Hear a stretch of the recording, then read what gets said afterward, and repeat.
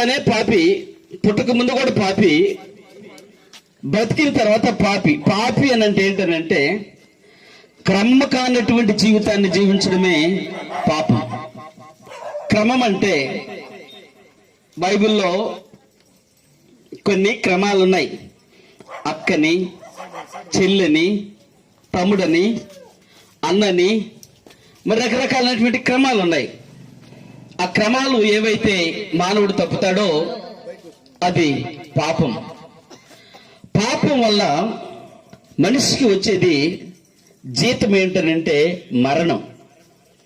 అనంటే పాపం చేసిన వాళ్ళందరూ కూడా ఇప్పుడు చచ్చిపోలేదు కదా, బ్రతికే ఉన్నారు కదా అని మీరు అనుకుంటారు. పాపం చేసే ప్రతి ఒక్కడు పేరుకి బాగానే కనబడుతుంటాడు కానీ అంతరంగంలో నెమ్మది ఉండదు, అంతరంగంలో సమాధానం ఉండదు, అంతరంగంలో సంతోషం ఉండదు. ఇది పాపం ఇచ్చేటువంటి జీతం. పిల్లలు జ్ఞాపకం చేసుకునండి, పాపం చేస్తున్న ప్రతి ఒక్కరు కూడా నెమ్మది లేనటువంటి జీవితాన్ని జీవిస్తున్నారు. పైకి బాగానే కనబడచ్చు కానీ అంతరంగంలో నెమ్మది లేదు, సమాధానం లేదు, సంతోషం లేదు. చూసావా పాపం నీకు ఎలాంటి జీతం ఇస్తున్నదో? ఈ లోకంలో నువ్వు నెలంతా పని చేస్తే ఆ పని చేయించుకున్నటువంటి అధికారి నీకు జీతం ఇస్తాడు. నువ్వు బ్రతికిన రోజులు ఏ పాపమైతే చేస్తున్నావో ఆ పాపం వల్ల నీకు వచ్చే జీతం ఏమిటి అని అంటే ఆరని అగ్నిగంధాలతో మండే గుండం యుగ యుగాలు. ఒకవేళ నువ్వు అనుకోవచ్చు చచ్చిపోయిన తర్వాత ఎక్కడో బిక్కడో ఎవరు చూస్తున్నారులే, చచ్చిపోయిన తర్వాత ఎవరు చూస్తున్నారులే అనుకుంటున్నావేమో. పిచ్చడా, అసలైన బ్రతుకు నువ్వు చచ్చిపోయిన తర్వాతే ప్రారంభమవుతుంది. మనుషులకి లోకంలో కష్టాలు వచ్చినప్పుడు, శ్రమలు వచ్చినప్పుడు, బాధలు వచ్చినప్పుడు ఆ వ్యక్తి అనుకుంటాడు చచ్చిపోతే జీవితం అయిపోయిందిలే, చచ్చిపోతే జీవితం ముగించబడిందిలే, ఇంకా శ్రమలు లేవులే, బాధలు లేవులే, కష్టాలు లేవులే అని చాలా మంది ఆత్మహత్య చేసుకుంటారు, ఉరేసుకుంటారు, పాయిజన్ తీసుకుంటారు, అనేక రకాలుగా మరణించాలని చూస్తారు. కానీ మరణించిన తరువాతే నిజమైన జీవితం ప్రారంభమవుతుంది అని యేసు ప్రభు చెప్పాడు. ఎలాగనంటే బైబిల్ లూకాసు వార్త 16వ అధ్యాయం గ్రంథంలో యేసు ప్రభు ఇలా చెప్పాడు.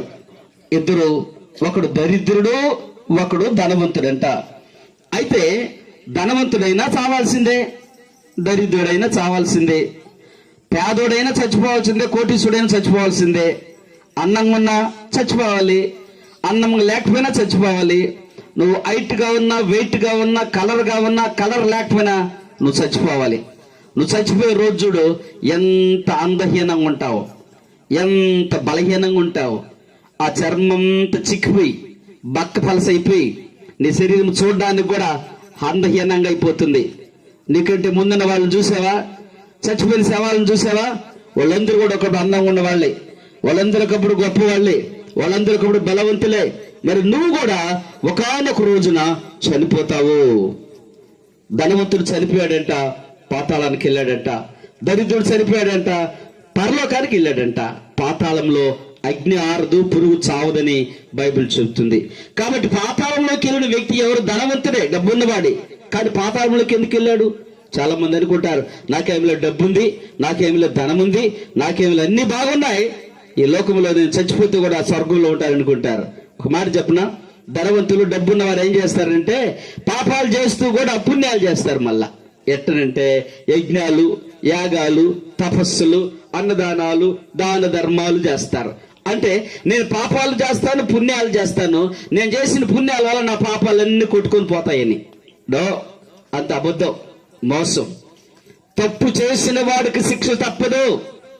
ఒకవేళ చాలా మంది ఈ లోకంలోనే శిక్ష అనుభవిస్తున్నారు. కొంతమంది బైబిల్ చెప్పబడింది వారి పాపాలు వారికి ముందుగా నడిచిపోతాయంట. ప్రియమైన సహోదరి, సహోదరుడా, నువ్వు నేనే పాపం చేశాను అనుకుంటున్నావేమో. నీ పుట్టుకే ఒక పాపం, నువ్వు బ్రతకడమే ఒక పాపం.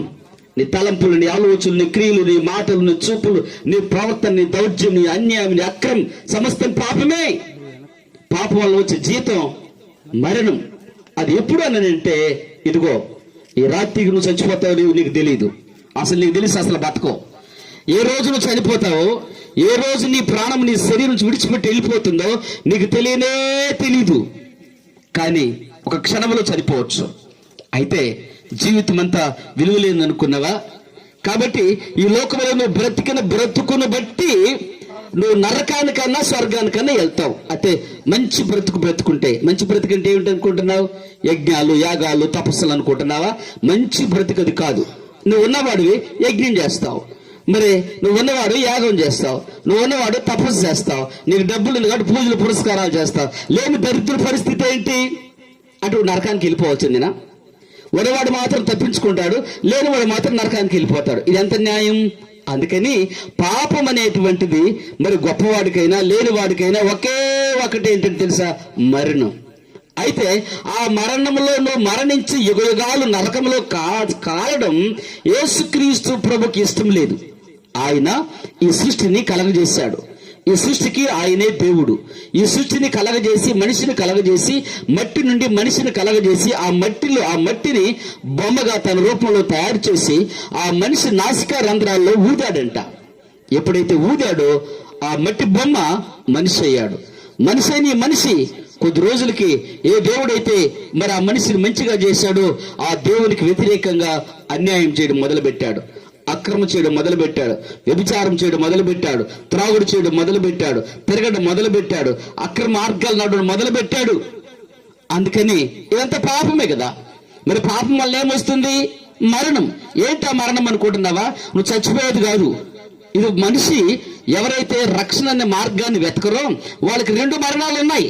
నువ్వు భూమి మీద చచ్చిపోతానే 6 అగ్ని గంధాలతో మండే గుణములో యుగాలు నువ్వు కాలుతూనే ఉంటావు.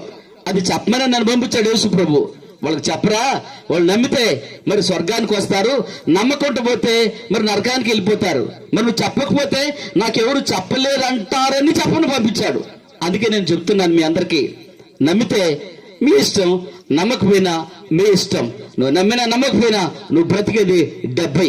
ఒకవేళ ఆ 70 సంవత్సరాలు బ్రతికినా కాళ్ళు నొప్పులు, కీళ్ళు నొప్పులు, మోకాలు నొప్పులు, తలనొప్పి, రోగాలు, జబ్బులు, షుగర్లు, బీపీలు, గుండె నొప్పి, అనేక రకాల జబ్బులతో ఈ లోకంలో బ్రతుకుతున్నావు. బ్రతుకున్నావని నీకు పేరుంది, కానీ సచ్చిన వాడి విషయమా? అయితే ఒక మాట చెప్తున్నాను ప్రేమైన సహోదరుడా, పాపం వల్ల వచ్చే జీవితం మరణమైతే ఆ మరణాన్ని బట్టి 6 అగ్ని గంధాలతో మండే గుణములకు నువ్వు వెళ్ళిపోకూడదని యేసుక్రీస్తు ప్రభు నిన్ను కలగజేసిన దేవుడు ఆయన మరలా మనిషి రూపంలో ఈ భూమి మీదకి వచ్చాడు. మనిషి రూపంలో ఈ భూమి మీదకి వచ్చి మరి నువ్వు నరకానికి వెళ్ళిపోకూడదని నీ యజ్ఞాలు, యాగాలు, తపస్సులు, నీ కోళ్ళు, నీ పొట్టేళ్ళు, నీ దున్నపోతులు, ఈ మనుషులు వీరి రక్తం ఆపమండి. నేను మీ అందరి కొరకు రక్తం కారుస్తా. మీరు చేతలతో చేసిన పాపాల కోసం నా చేతల్లో చెల్లగొట్టుకుంటా. మీరు తలలో ఆలోచించిన దాన్ని బట్టి తలలో చెల్లగొట్టుకుంటా. ముళ్ళ కిరీటం ధరిస్తా. పక్కలో బల్యంతో ఒడిపించుకుంటా. నా శరీరం అంతా రక్తశక్తం అయిపోతుంది.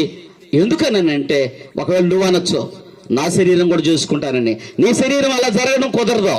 ఎందుకంటే నువ్వు పాపివి, జన్మ కర్మ పాపాలతో నిండిన వాడివి. కానీ యేసుక్రీస్తు ప్రభుకి జన్మ పాపము లేదు, కర్మ పాపము లేదు.